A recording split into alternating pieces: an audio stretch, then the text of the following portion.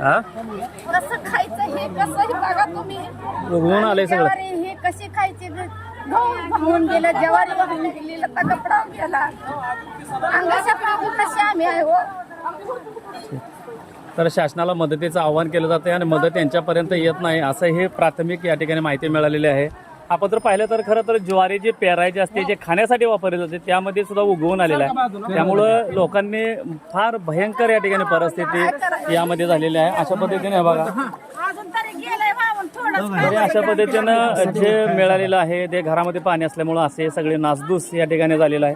आणि आपल्या सर्वांना मदतीचं आव्हान या ठिकाणी केलं जातं की ते खरे लाभार्थी आहेत त्या लाभार्थ्यापर्यंत हे लाभ मिळाला पाहिजे. महिलांचा आक्रोश या ठिकाणी पाहिलं तर कसे गहू आहेत किंवा काय आहेत तर अशा पद्धतीने सगळं जे आहे ते वाहून गेलेलं आहे. मदत कार्य चांगल्या प्रकारचं मिळतं आहे परंतु या ठिकाणी या लोकांना खरं तर मायेची ऊब आणि आसरा किंवा निवारा किंवा बाकीच्या गोष्टी ज्या आहेत ते मिळायला पाहिजेत. कारण इथं लाईटची पण व्यवस्था आहे का? लाईटच नाही. किती दिवसाला लाईट नाही? 10 दिवस झाले. 10 दिवस